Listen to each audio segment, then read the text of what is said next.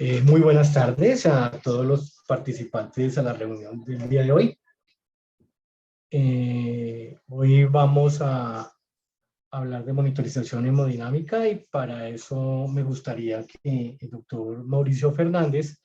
nos presentara a la doctora Laura Niño, quien va a presentar el tema. Mauricio. Hola, muy buenas tardes a todos. Muchas gracias por conectarse y de nuevo muchas gracias por tener presente siempre nuestro programa de cuidado intensivo del CES en estas reuniones. Presentamos a la doctora Laura Fernanda Niño, ya está cerca de terminar su fellow. Ha sido una destacada residente, ha sido muy juiciosa. Pues bienvenida a esta reunión también, Laura, y adelante. Bueno, buenas tardes a todos, doctor. Muchas gracias por la presentación. Como ya les dijo el doctor, mi nombre es Laura Niño, yo soy residente de cuidado crítico pediátrico en la Universidad CES y el tema que nos reúne hoy es hablar sobre tres temas o sobre tres puntos específicos de la monitorización hemodinámica: la presión venosa central, la línea arterial y el catéter de arteria pulmonar. Entonces, en modo de introducción tenemos que el estudio de la función cardiovascular, como ya sabemos, constituye un aspecto fundamental del cuidado de nuestro paciente en la unidad de cuidado crítico y que el choque circulatorio pues, es una de las causas más importantes de mortalidad en los pacientes pediátricos y que debemos hacer o tener todos nuestros esfuerzos puestos en hacer un reconocimiento temprano, en utilizar los métodos de evaluación más adecuados y hacer una instauración de protocolos con tratamientos adecuados para mejorar el desenlace clínico de los pacientes. Sin duda, la monitorización hemodinámica es fundamental dentro de nuestra práctica clínica diaria, ya que permite medir características funcionales de los sistemas cardíaco y circulatorio en un esfuerzo adicional por comprender todos los factores que influyen finalmente en el objetivo final, que es entregar oxígeno a los tejidos y permitir la producción energética y que se sostenga el sistema de una forma pues, adecuada. Digamos que puede tener muchos objetivos la monitorización hemodinámica. Siempre, como ya les mencioné, será enfocado a hacer una detección temprana, no de pronto esperar a que clínicamente o que se haga pues, de una forma muy tardía la detección de las anormalidades, y dar un manejo de forma específica hacia las alteraciones específicas de cada paciente y minimizar la morbilidad, impactar la mortalidad y acortar la estancia en las unidades de cuidado intensivo. Digamos, con estos objetivos en mente, vamos a centrarnos entonces en las tres estrategias que mencioné previamente. Las primeras dos serán por medio de la evaluación de la presión intravascular, tanto arterial como venosa, y para ellos digamos que vamos a cumplir algunas generalidades. Una de ellas será que los catéteres deben ser escogidos según el tamaño, el peso y la talla específicamente del paciente, siempre con la menor cantidad de vías posibles, porque esto ha demostrado disminuir la frecuencia de infecciones, tantas pues como sean necesarias, pero siempre la menor cantidad posible. Siempre acoplar a un sistema que cumpla con las características necesarias para hacer una buena monitorización, y esto lo vamos a ampliar un poco más adelante, siempre a una extensión, a una llave de 3 vías y a un infusor, un sistema que debe ser por definición poco distensible y que no debe permitir alteraciones en la evaluación o en la interpretación de los sistemas. También siempre debe ir conectado a un transductor de presión, que es un dispositivo que hará, que convertirá en una señal eléctrica que en una señal eléctrica los cambios en la presión y los cambios en la resistencia que detecte el sistema, y siempre debe llegar pues, a un monitor que es el que finalmente nos permitirá evaluar en forma de gráficas de ondas estas señales eléctricas y darle un valor numérico de presión, que será lo que finalmente nosotros interpretaremos pues, entre otras cosas. Entonces, los pasos para la monitorización invasiva de la presión tanto venosa como arterial cumplirá con estos cinco pasos a seguir en los cuales debemos ser muy meticulosos, y aunque seamos a veces un poco ligeros o pasemos por encima estos pasos iniciales, no debemos subestimar ninguno de ellos, ya que la calidad de la información que estemos obteniendo dependerá directamente de la calidad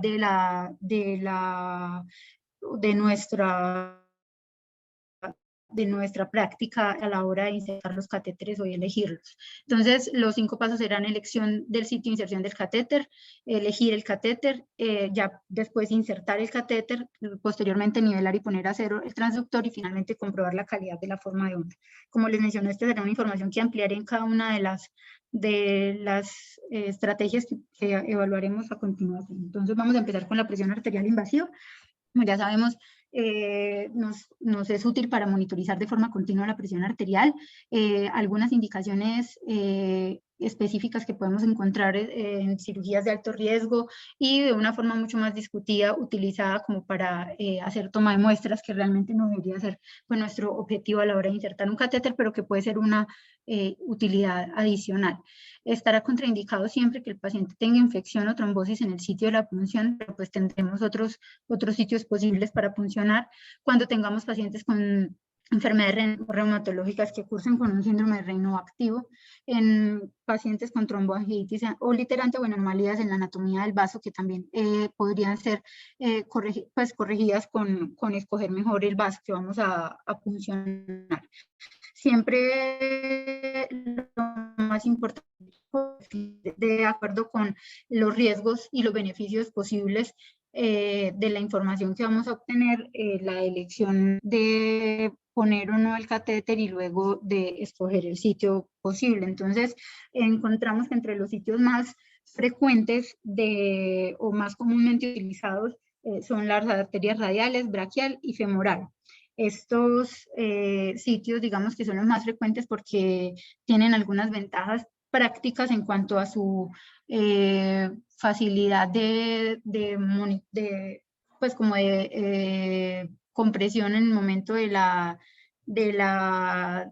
punción, por su facilidad de acceso, por su posibilidad de movilidad del paciente, pero especialmente en lo que más nos vamos a centrar tal vez en el momento de elegir es en evitar hacer daño al paciente con el dispositivo que vamos a insertar. Entonces, la inserción del catéter de la arteria radial es la más utilizada. Esto será porque es técnicamente fácil, rara vez se asocia con complicaciones importantes, se palpa muy bien cuando se quiera utilizar la técnica palpatoria, y la prueba de Allen modificada nos puede ayudar a evaluar la circulación colateral para evitar enfermedades o alteraciones isquémicas distales a la inserción del catéter, aunque ha demostrado, digamos, no ser del todo útil en esta prevención o en hacer una diferencia en la prevención de complicaciones trombóticas o isquémicas, pues digamos que es una herramienta que tenemos a la mano para realizarlo. La arteria ulnar es mucho menos frecuentemente utilizada, pero también es una opción que tenemos siempre utilizarla o siempre pensarla, pues idealmente cuando no se haya hecho una punción del vaso radial del mismo brazo, pensar siempre pues que la arteria ulnar será la circulación colateral de una radial lesionada. Entonces, digamos, tratar de pensar en las posibles complicaciones secundarias a esto. La arteria braquial, digamos, es mucho menos utilizada y un poco menos segura por el riesgo de complicaciones por no tener una circulación colateral muy amplia. La arteria axilar sí tendrá ventajas importantes, y es que además de las ventajas por su bajo riesgo de complicaciones y su menor frecuencia de infecciones, esta arteria tiene la ventaja de ser la más cercana la más cercana a ser realmente al sistema central, digamos. Entonces, nos dará una información un poco más confiable.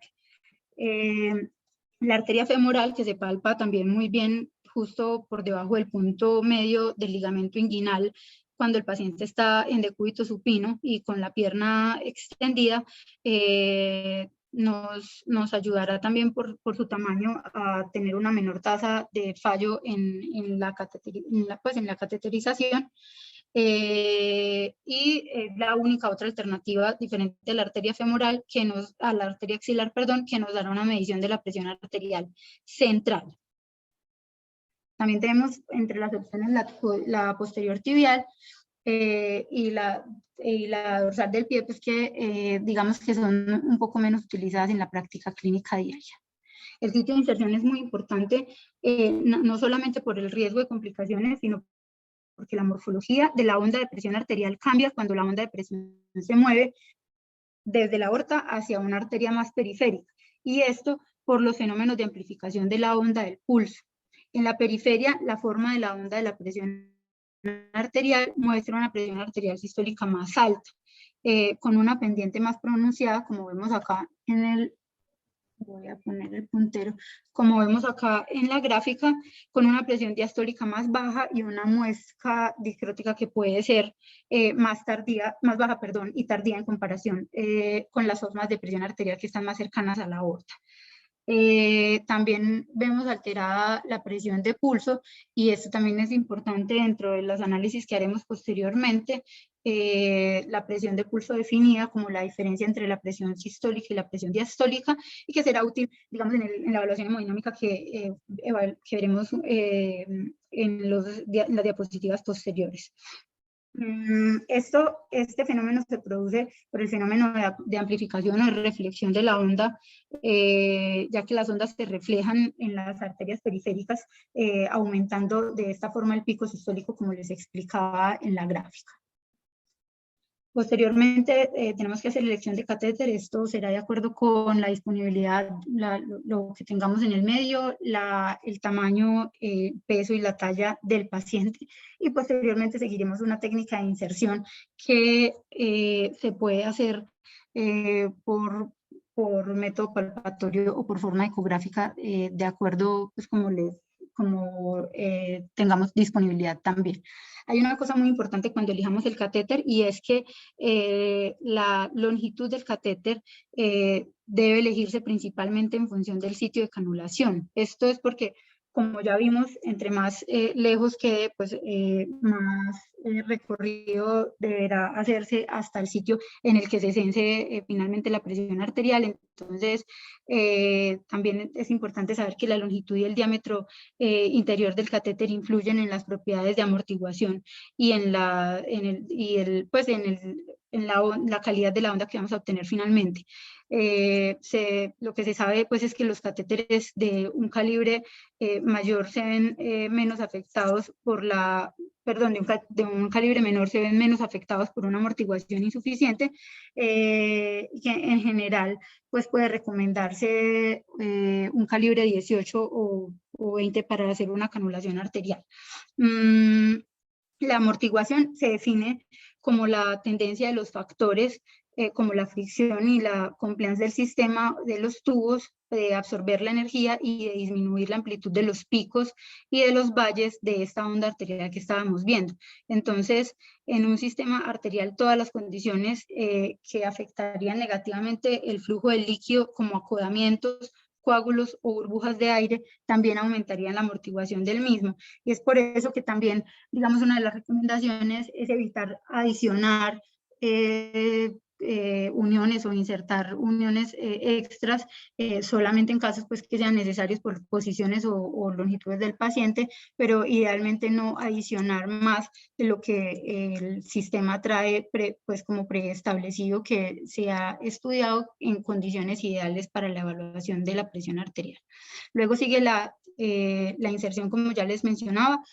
Entonces, esta inserción debe cumplir con unos requisitos mínimos de ser una técnica estéril, idealmente no con heparina, ya que se ha demostrado que no mejora la tasa de complicaciones trombóticas, y sí puede aumentar el riesgo de trombocitopenia o de complicaciones relacionadas con la administración de heparina. Y respecto a la guía ecográfica, pues realmente las directrices actuales todavía no recomiendan el uso rutinario de ecografía para el cateterismo arterial, pero realmente lo que se ha encontrado es que hay una mejoría en la efectividad de la técnica de cateterismo arterial, y cuando se ha comparado en diferentes estudios, cuando se usa la guía ecográfica, en términos generales hay una mayor tasa de éxito en el primer intento, por lo que, aunque todavía digamos, no esté tan claramente recomendado, siempre que tengamos posibilidad de hacer uso de esta guía para insertar el catéter arterial, deberíamos hacerlo. La nivelación impuesta a cero, pues es el cuarto paso que debemos tener en cuenta. El transductor de presión, que como ya les mencioné, es el sitio donde la señal mecánica se convierte en una señal eléctrica, debe nivelarse y ponerse a cero para garantizar que las mediciones de la presión arterial sean precisas. El eje flebostático, que es la proyección anatómica de la aurícula derecha, pues está en la línea axilar media y el cuarto, pues en la unión entre la línea axilar media y el cuarto espacio intercostal. Lo ideal es poner el transductor a esta altura, porque una diferencia vertical, como vemos acá en la gráfica, de incluso solamente 10 centímetros puede representar una diferencia de 7.5 milímetros de mercurio debido a la diferencia de presión hidrostática que se ejerce sobre el sistema. Hay ocasiones en las que nos puede interesar más evaluar la presión de una parte en específico de la circulación diferente al eje flebostático, y entonces, por ejemplo, cuando queramos hacer una evaluación específica de la presión en el polígono de Willis, podemos llevar el cero y la nivelación del transductor a la altura del meato acústico, por poner un ejemplo de las posibilidades que tendríamos de monitorización de diferentes zonas. Por medio de este dispositivo debemos hacer la puesta a cero del monitor. Esto tiene que hacerse para garantizar que el sistema muestre una presión de cero cuando se abre hacia la atmósfera. Para ello debemos poner la llave de paso dirigida hacia la presión atmosférica, dar la función de puesta a cero en el monitor, y después de este procedimiento nuevamente llevar la llave de paso dirigirlo pues hacia el transductor de presión que esté conectado con el paciente. Y es un procedimiento que idealmente deberíamos repetir cada vez que la posición del transductor respecto al paciente sea modificada. Ya después de saber que estamos técnicamente cumpliendo con los requisitos, podemos evaluar la calidad de la forma de la onda. Y esto nos servirá para evaluar también los aspectos técnicos. La comprobación de la calidad es el quinto paso, porque esta forma de la onda será fundamental para medir correctamente la presión y estimar las variables hemodinámicas derivadas. Entonces, acá vamos a ver, digamos, una onda que responde a un cambio por cada fase del ciclo cardíaco. Vemos un aumento rápido de la presión, que representa un aumento de la presión durante la sístole, con un descenso posterior de la presión que presenta esta rama, que recibe el nombre de la rama dícrota. Inicialmente corresponde a la parte final de la sístole y al inicio pues de la relajación ventricular. En este momento el volumen eyectado desde el corazón es mínimo y el flujo de sangre se mantiene gracias al compartimento arterial, que funciona como un reservorio. Luego nos enfrentamos a la incisura dícrota, que es cuando de forma abrupta se interrumpe esta pendiente descendente de la presión arterial, y esto representa el cierre de la válvula aórtica. Posteriormente sigue el descenso hasta la parte más baja de la onda, que refleja la presión arterial diastólica. La calidad de la forma de la onda, entonces,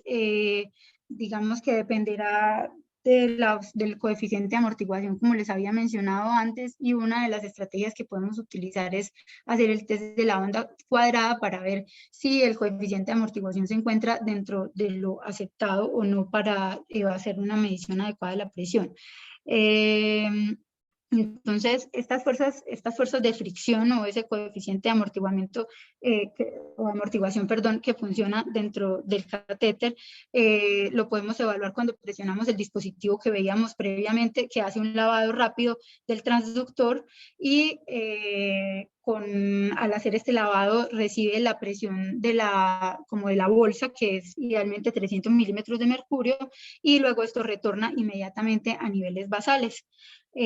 Cuando se deja infundir el líquido. Esta maniobra que muestra el osciloscopio se refleja como una onda cuadrada, que es lo que vemos acá, que obviamente esto refleja los 300 milímetros de mercurio, seguida de este descenso brusco y luego las oscilaciones que se producen antes de llegar al estado de reposo, donde nuevamente se muestra una onda de características normales.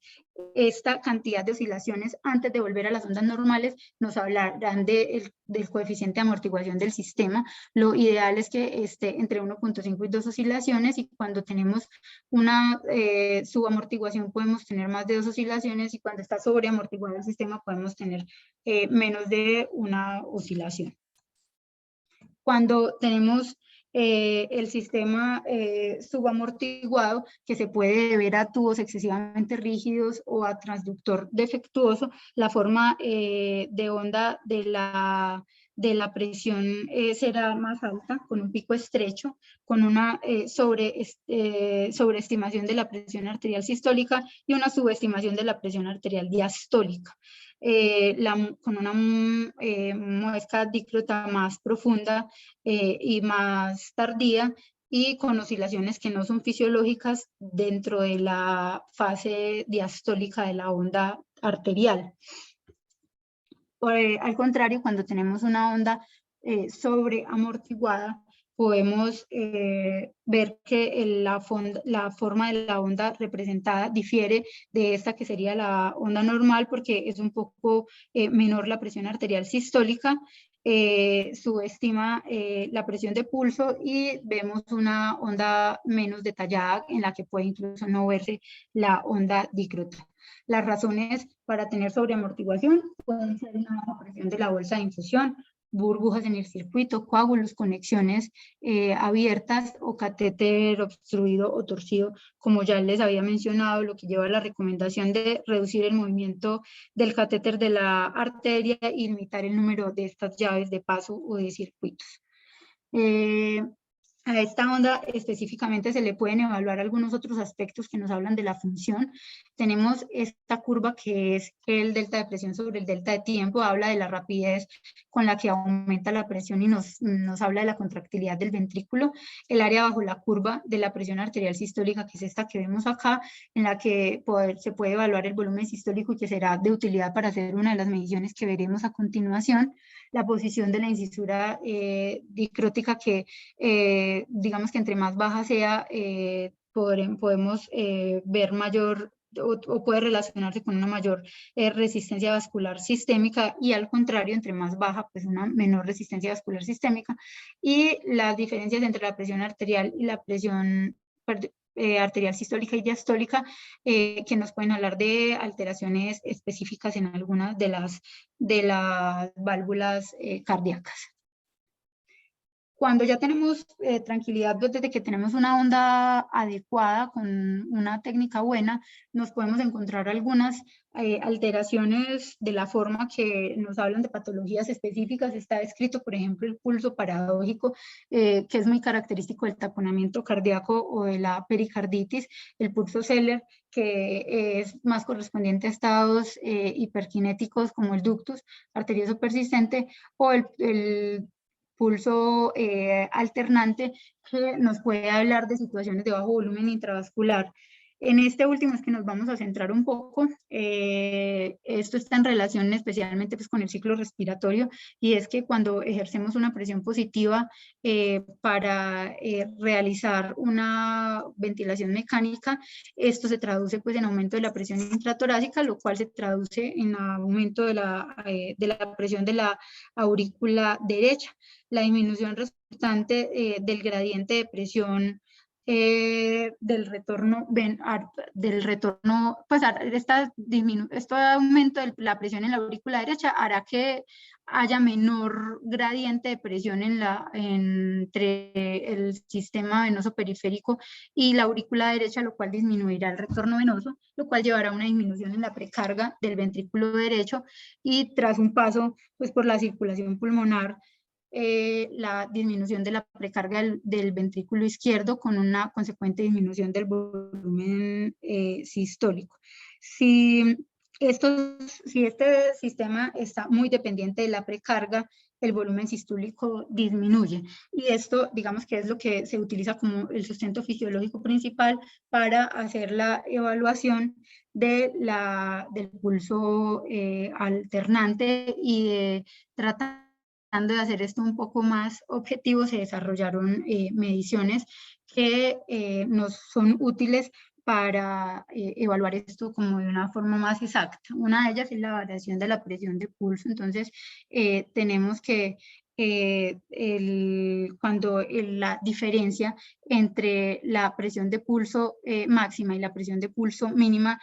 durante las fases del ciclo respiratorio es superior al 13%, esto nos habla de una mayor probabilidad de que el paciente sea respondedor a volumen. Esto se calcula por medio de esta fórmula, pero realmente no es necesario, ya que los monitores que se utilizan actualmente pues, nos entregan un volumen de variación de la presión de pulso. Debemos tener en cuenta pues, que estas mediciones deben realizarse bajo condiciones específicas y es en situaciones de ventilación con presión positiva controlada, con pacientes idealmente bajo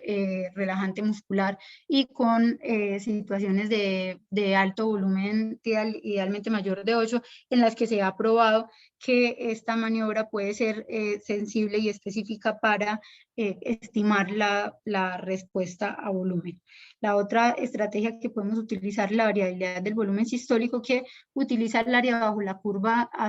desde la parte inicial de la onda hasta la onda dictótica para medir el volumen sistólico y variaciones de más de 10 a 12% durante las fases del ciclo cardíaco nos hablarían de mayor probabilidad de ser buen respondedor a volumen. ¿Cuáles son las complicaciones de tener un catéter arterial? Entonces, hay complicaciones menores como dolor local, parestesias, hematomas o sangrados menores, y las complicaciones graves como hemorragias importantes, embolias de aire o material trombótico, trombosis o oclusión vascular, lesión de los vasos, formación de pseudoaneurismas y lesiones nerviosas locales son, digamos, un poco menos frecuentes. Cuando se evaluaron en esta gran cohorte de pacientes que incluyó total 5.142 canulaciones arteriales en pacientes menores de 18 años en los que se evaluaron los 30 días posteriores a la canulación, se encontró que el sitio de mayor frecuencia fue la arteria radial, especialmente en los pacientes adolescentes y en los pacientes pediátricos, mientras que en los pacientes lactantes y neonatos pues fue un poco más frecuente el acceso femoral, o en los neonatos pues el acceso umbilical. En estos pacientes lo que encontraron es que solamente se presentaron 11 complicaciones mayores, 8 relacionadas con complicaciones vasculares y 3 infecciosas, todas ellas en los accesos femorales que se ubicaron en pacientes menores de 5 años. Ninguna de estas complicaciones graves en otro tipo de pacientes. Y algunas de estas complicaciones graves fueron hematomas retroperitoneales grandes con requerimiento de tratamiento quirúrgico, isquemia transitoria de las extremidades sin trombosis, trombosis arterial o bacteriemia asociada a catéter. Lo que vemos pues que en términos generales es una estrategia segura. Ahora vamos a hablar de la presión venosa central. Digamos que esta es una estrategia de monitorización de la que se habla mucho porque está fácilmente disponible en todos los pacientes que tengamos con un catéter venoso central en nuestra unidad, que será la mayoría de nuestros pacientes o una buena parte de ellos, al menos en los que estén en un estado de gravedad. Pues en los que amerite querer medir la presión venosa central, pero se enfrenta hacia o con los datos pues, recientes o los datos que nos hablan de una poca utilidad clínica, en los que realmente se ha caído pues, como en una tendencia a hacer una menor medición de la presión venosa central.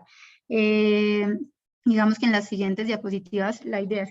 que veamos cómo no tiene poca utilidad clínica, sino que tenemos más bien algunos problemas en la información que queremos obtener de ella y en la interpretación que hacemos de sus mediciones. Entonces,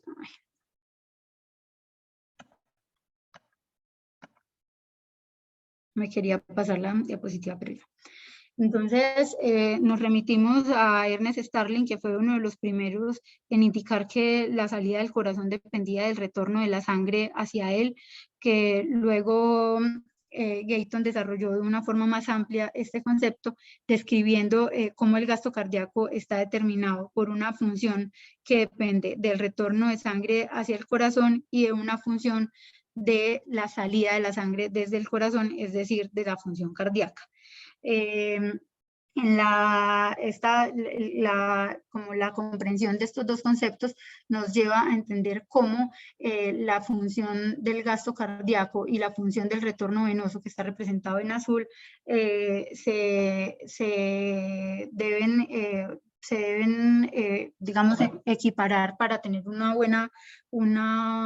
buena función cardíaca, y que el punto de equilibrio entre estas dos curvas será lo que entendamos como una presión venosa central. Cuando el corazón está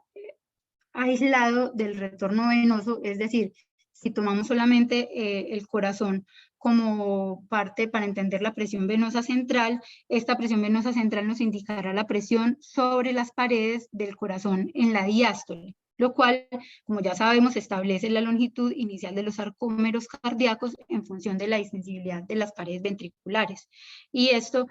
a su vez, determinará la fuerza de la contracción cardíaca expresada por la relación de Frank-Starling. Por otro lado, pues si miramos la presión venosa central en función o aislada de la función cardíaca, sino mirándolo desde el retorno venoso, esta presión venosa central determinará la diferencia de presión para el retorno de la sangre hacia el corazón. Cuando la circulación está intacta, es decir, cuando evaluamos las situaciones de forma conjunta, el corazón controla el retorno de sangre. No sé por qué no me están pasando, el corazón controla el retorno de sangre al hacer una reducción de la presión de la aurícula derecha y favoreciendo el retorno venoso. Por lo tanto, digamos que es muy importante que nos quede claro que el cambio de la presión venosa central no es un cambio en la precarga, sino que es un cambio en el equilibrio de las funciones cardíacas y de retorno venoso. Esto lo podemos entender además de una forma más clara en los pacientes en la práctica clínica, sabiendo que estas dos funciones, tanto el retorno venoso como la función cardíaca, tienen límites, y digamos eso es lo que nos lleva a las dificultades en las interacciones. El límite del llenado cardíaco podrá ser cuando el pericardio no permita mayor expansión o cuando ya los arcómetros no puedan estirarse más. Llega un punto en el que la presión de llenado diastólico aumenta sin que cambie el volumen sistólico. O el límite del retorno venoso, que se ejercerá pues cuando la presión venosa central es inferior a 0 en una persona que respira de forma espontánea, o inferior a la presión pleural en una persona conectada a la ventilación mecánica. Y esto ocurre porque las venas pues tienen paredes blandas que se colapsan cuando la presión dentro de la vena es menor que la del medio pues que lo rodea. Esto llevará a que haya diferentes cambios en la presión venosa central en función de cuál de estas dos variables cambie. Si el gasto cardíaco, como vemos acá, si el gasto cardíaco, como vemos acá en esta gráfica, aumenta más rápidamente que la función de retorno, esta presión venosa central puede ir disminuyendo a medida que esta función cardíaca aumenta. Y si esta función de retorno venoso central disminuye, pues esta función de presión venosa central también disminuirá. Esto nos llevará pues, a la combinación de algunos escenarios clínicos en los que podemos tener un aumento de la función cardíaca con una caída de la PVC, como veíamos previamente, a una disminución de la función cardíaca que nos lleva a un aumento de la presión venosa central, como veíamos en la gráfica anterior, o un aumento en el retorno venoso que también vaya seguido de un aumento de la función cardíaca, o una disminución de la PVC que también esté reflejada pues, en una disminución de la función cardíaca. Es por esto que la presión venosa central nos habla de este equilibrio y nos habla de mucho más que la función, mucho más que la capacidad de respuesta a volumen de los pacientes o de su volumen intravascular. Podemos tener una presión venosa central baja cuando el paciente tiene bajo retorno por hipovolemia, sí, o por aumento de la resistencia al retorno venoso, pero también cuando tenemos un corazón hiperdinámico o un catéter mal posicionado, o podemos tener una presión venosa central alta cuando tenemos un exceso de volumen vascular, una función cardíaca disminuida, una disminución de la distensibilidad del ventrículo derecho o un fenómeno obstructivo que se esté produciendo, por ejemplo, en el pericardio, la enfermedad de la válvula tricuspidea y una función de retorno aumentada. Esta capacidad de respuesta a volumen, que es uno de los usos que se le ha pretendido dar a la presión venosa central, no puede ser determinado únicamente por este parámetro, porque en ella juegan muchos otros factores, como el volumen estresado, que puede cambiar por cambios en el tono venoso, en el tono vascular, sin necesidad de que incluso cambie el volumen intravascular, por cambios en la contractilidad miocárdica y por efecto de resistencia al retorno venoso que se puede dar incluso por este mismo aumento de la presión venosa central. Entonces, ya entendiendo un poco la fisiología, la presión venosa central la mediremos idealmente a través de un catéter venoso central insertado hasta la unión cavoatrial. Puede monitorearse de forma continua o intermitente cada 60 o 30 minutos y los parámetros de normalidad los tendremos de acuerdo pues, con la fisiología que acabamos de revisar, en si el paciente está en ventilación espontánea, que será alrededor de 0, y si está en ventilación mecánica, que puede oscilar entre 5 y 10 como reflejo pues, de las presiones extravasculares en el tórax. La inserción nuevamente es una técnica estéril con guía ecográfica siempre recomendado, pues esto sí de forma muy clara por las diferentes guías, y con la técnica de Seldinger modificada tenemos allí en la imagen algunos ejemplos. El sitio de inserción elegido será siempre una vena central que puede ser las yugulares, las subclavias o las femorales, cada una con ventajas o complicaciones mayores en términos generales. Digamos, la yugular interna, aunque es un poco más incómoda, tiene un poco mayor riesgo de neumotórax, pero tiene la ventaja de que su vaso arterial cercano, que es la carótida, es más fácil de comprimir ante una punción, tiene menor tasa de fallos y menos tasa de malposición, y además permite la deambulación. La vena subclavia tiene una menor incidencia de trombosis venosa profunda, también permite la deambulación y tiene menor riesgo de infección. Es un poco más difícil para hacer una presión directa sobre la arteria subclavia en caso de punción, tiene una mayor tasa de fallo y un mayor riesgo de neumotórax. Y la la vena femoral tiene también la ventaja de tener expuesta la arteria femoral sin riesgo obviamente de neumotórax, pero con limitación de la movilidad, con mayor incidencia de trombosis venosa profunda sintomática y con mayor riesgo de infección. En todos los casos debemos hacer cerado y nivelación y una comprobación radiográfica de que la punta del catéter quedó a nivel de la unión cavoatrial, que es el sitio donde idealmente debe hacerse esta medición. Entonces, una vez tenemos claridad como de los aspectos técnicos, haremos el análisis de la onda venosa y, digamos, una de las primeras cosas a tener en cuenta es que esto tiene un retraso de 80 a 120 milisegundos respecto al electrocardiograma. El análisis de la onda venosa nos llevará a encontrar diferentes curvas que se correlacionan también, al igual que en la presión arterial, con momentos diferentes del ciclo, pero en este caso pues hará un énfasis en el ciclo de la aurícula, más que pues en el ciclo sistólico de los ventrículos, pues del ciclo de los ventrículos. El aumento inicial que vemos acá de la presión, que es la onda A, corresponde a la contracción auricular. Una segunda parte, una caída de presión que se produce cuando se abre la tricúspide hasta la onda C, que representa su cierre. Todo esto corresponde pues a la diástole ventricular. Luego se presenta un descenso, este descenso X, que corresponde a la relajación de la aurícula con la tricúspide cerrada, que presenta posteriormente un aumento con el llenado auricular, y luego la onda B, que representa la aurícula llena con la tricúspide cerrada. Finalmente un descenso por el vaciamiento de la aurícula tras la apertura de la tricúspide. Esto pues en correlación con el ciclo cardíaco visto desde la aurícula. El análisis de las diferentes formas que nos muestre esta onda nos puede llevar a detectar algunas alteraciones, ya sea de ritmo o funcionales del corazón. Por ejemplo, la fibrilación auricular nos mostrará ausencia de onda A, porque pues esta es la contracción de la aurícula, en una imagen donde las ondas A y las B son los picos más importantes, y otras ondas de pequeña amplitud que representarán esta contracción auricular irregular. Cuando tenemos disociación AB, taquicardias ventriculares o bloqueos cardíacos completos, las ondas A pueden hacerse presentes en otros momentos del ciclo diferente, en cualquier momento del ciclo más bien. La insuficiencia tricúspida o la estenosis de la válvula tricúspide se manifestarán en alteraciones en el tamaño de la onda A o B respectivamente, y las alteraciones como pericárdicas, como el taponamiento cardíaco, nos darán una onda A alta, una onda B alta y la ausencia o disminución del descenso en Y. Otra cosa pues muy importante a tener en cuenta es que la presión venosa central se verá modificada durante los diferentes momentos de la inspiración, como vemos acá en las barras azules. Cada una de estas barras azules representa la inspiración, y esto obedece a que cuando la presión exterior es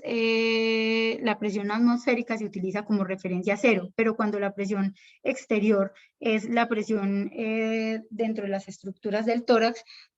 pues esto nos hará una estimación de la presión que no sea confiable. Y es por ello que una de las recomendaciones es tomar la presión venosa al final de la aspiración para minimizar este riesgo de error. Otra pregunta que se debe hacer uno es en qué momento del ciclo cardíaco hacer esta medición de la presión venosa central, y es que cuando nosotros medimos la presión venosa central, generalmente nos va a dar una línea recta que corresponde al promedio entre las diferentes picos y descensos que tiene la presión venosa central, pero el momento, digamos, ideal para hacer la medición de la presión como tal es el punto Z, que corresponde idealmente a la base de la onda C, y cuando es muy difícil de evaluar o de observar, pues a la base de la onda A, que puede ser un buen surrogado. Digamos que algunos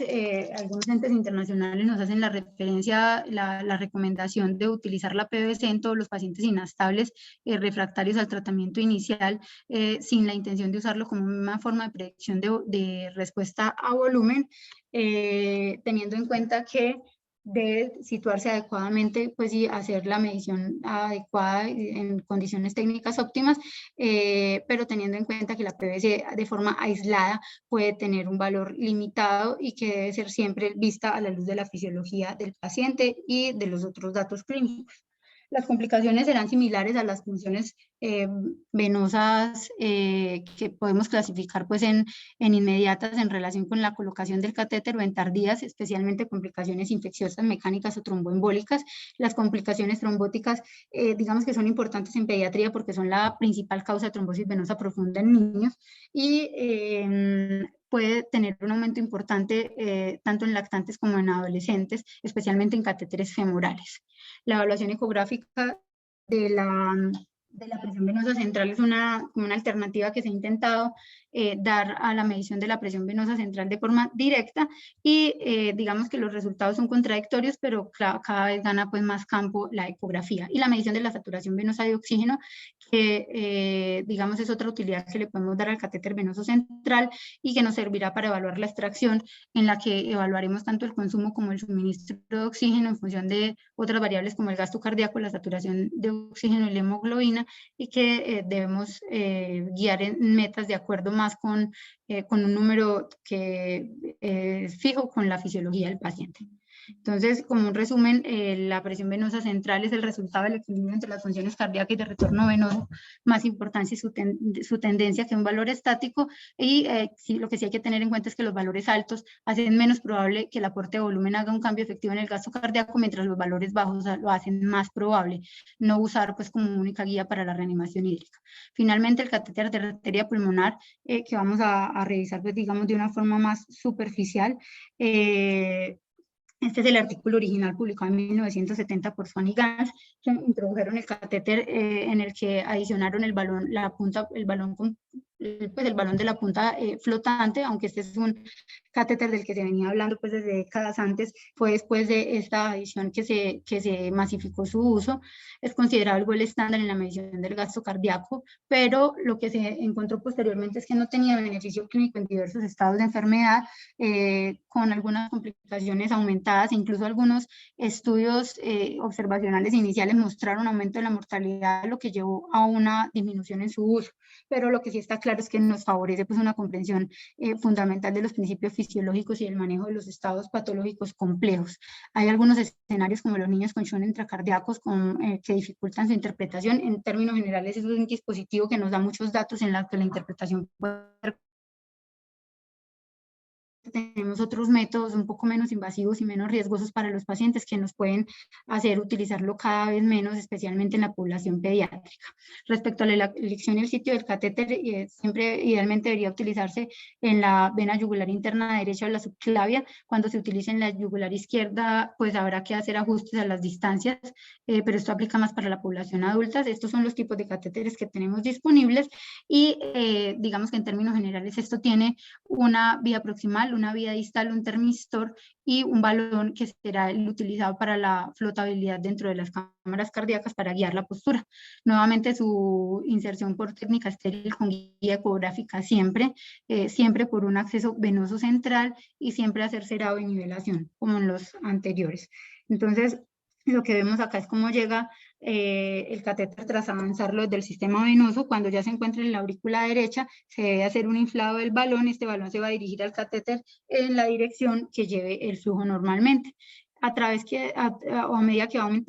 avanzando por las diferentes cavidades y los diferentes vasos, nos irá mostrando una morfología de unas ondas que vamos a ampliar un poco. Entonces, como vemos acá, después de la introducción por la vena yugular interna, idealmente aproximadamente a 20 centímetros, el monitor nos mostrará la primera curva, que es la de la presión venosa central, que tiene una forma de onda y de presión idénticas a las que veíamos pues, en las diapositivas anteriores, por estar ubicado a la altura de la aurícula derecha. Luego encontramos el ventrículo derecho, que se encontrará a unos 30-35 centímetros en adultos. Esto cuando pasa la tricúspide, la principal diferencia que veremos es un marcado aumento de la presión sistólica del ventrículo derecho, una forma de onda que se caracterizará por una pendiente sistólica rápida y empinada, y luego por la distensibilidad normal del BD, una diastólica que suele ser horizontalizada, ya que en un individuo sano pues esto será cercano a cero. Luego cuando avanza hacia la arteria pulmonar más o menos a 40-45 centímetros con el globo inflado, la característica más distintiva pues como o más notoria que se hará evidente es el incremento de la presión diastólica en la arteria pulmonar en comparación con la presión diastólica normal del BD. En este caso, pues puede ser mínimo en el contexto de insuficiencia cardíaca derecha, pero hay que digamos, esta es el principal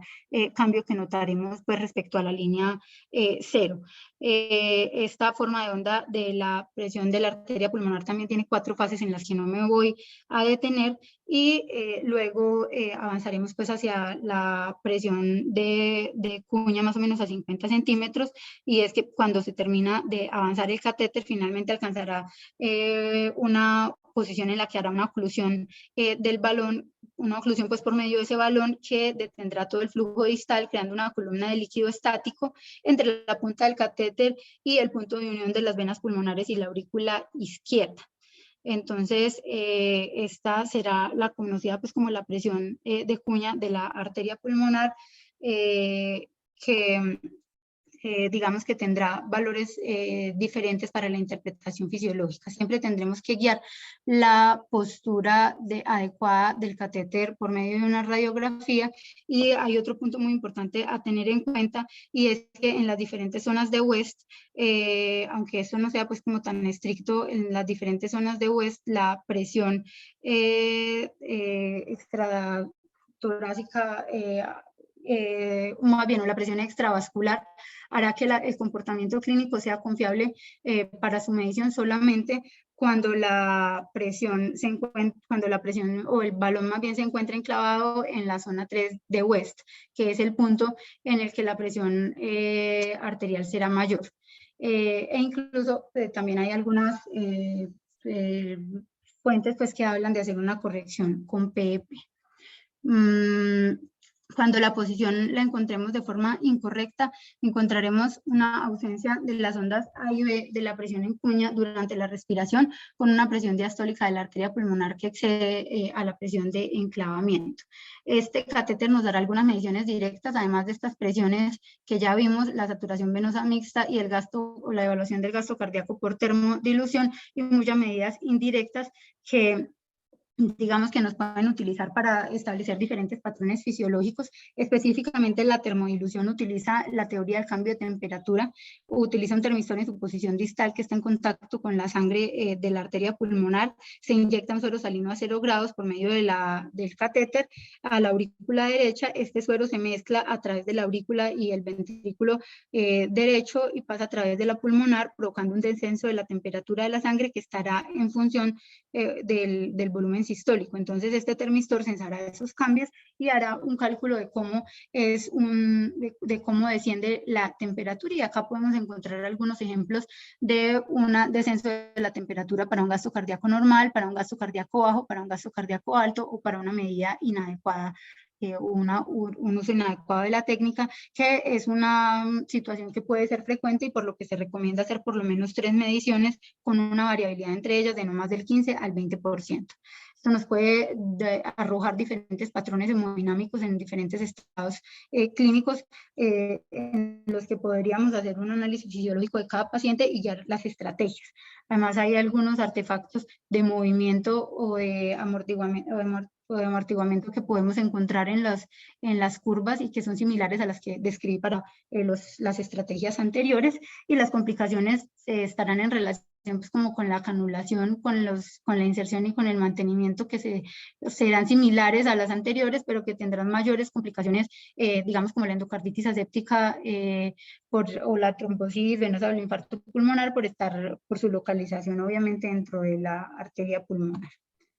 Los problemas adicionales que surgen en los niños al intentar utilizar esta técnica de monitorización es que la sobrecarga de líquidos puede presentarse por los diferentes flush que deben hacerse para hacer una evaluación del gasto cardíaco, que la posición del puerto proximal afecta la precisión y los catéteres están, digamos, más diseñados para pacientes de tallas más estándar. La presencia de shock intracardíacos, como ya les había mencionado, y en esto ampliaremos un poco en el taller, y el rápido tiempo de circulación en los lactantes que puede alterar la interpretación.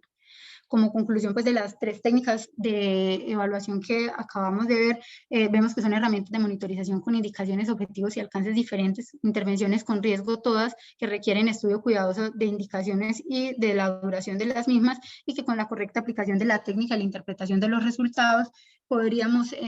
guiar nuestra toma de decisiones de una forma más apropiada, siempre hacerlo por medio de la integración del paciente y a la luz de la clínica del mismo. Cada uno de estos datos nos puede parecer como una imagen suelta que no nos aporta nada, pero cuando, digamos, lo hagamos de una forma más integrada a la clínica del paciente, nos puede mostrar alteraciones importantes y nos puede guiar de forma significativa. Muchas gracias. Laura, excelente. Me gustó mucho y yo espero que a todos te felicito. Gracias, doctor. Laura, muchas gracias por la presentación. Considero también que fue una presentación excelente, abordando en tan relativamente corto tiempo temas tan importantes que a veces no tenemos en cuenta, como la misma preparación de los dispositivos necesarios y la interpretación. realmente felicitaciones. Pues abrimos en este momento, si algún profesor tiene algún comentario o alguna pregunta, por favor. Buenas tardes a todos. Me uno a las felicitaciones de los demás profesores con respecto a la presentación de Laurita. Este es un tema de esos fundamentales que lamentablemente a veces son como pasados por alto. Muchos somos conscientes de la importancia de las mediciones que hacemos en cuidado intensivo, pero si las mediciones que estamos haciendo no parten de una adecuada monitorización, de una estandarización, de unas muestras adecuadas, pues los fallos que vamos a encontrar en las mediciones pueden llevarnos a intervenciones que no correspondan a las que necesitan los pacientes. Entonces, esta revisión tan amplia, tan completa de la importancia de cómo evaluar cada una de estas mediciones, creo que es bien, bien importante. Espero que ahora en el taller, pues, algunas dudas se resuelvan. Veamos cómo la utilización de estas herramientas es fundamental para tratar de ofrecerle a nuestros pacientes un mejor cuidado. Entonces, felicitaciones, Laura, de verdad fue una presentación muy bonita, muy agradable y muy completa. Gracias, doctor. Gracias, Iván. ¿Algún otro comentario, algún otro profesor o alguien del auditorio? ¿O preguntas? Sí, buenas tardes. Mi nombre es Daniel Castro. Doctor, felicitar a Laura. La charla estuvo bastante interesante. Estoy de acuerdo con el doctor Perdomo en que es bastante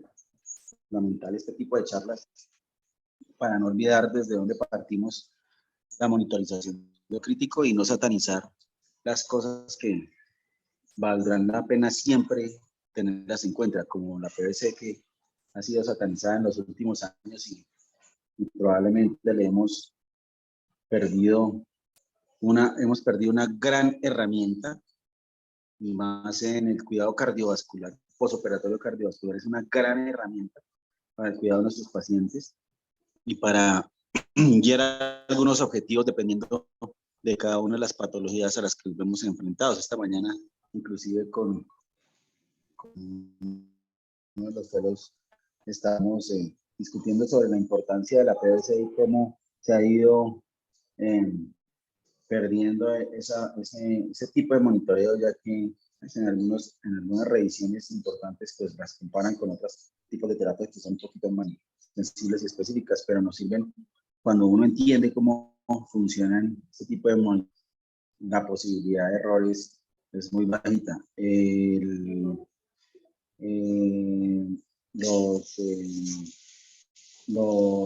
Espero que pues la charla para todos los fellows haya sido de enriquecimiento académico y en el taller pues yo creo, como dijo el doctor Perdomo, saldrán de algunas dudas sobre lo que acabamos de ver, y felicitaciones nuevamente a la expositora.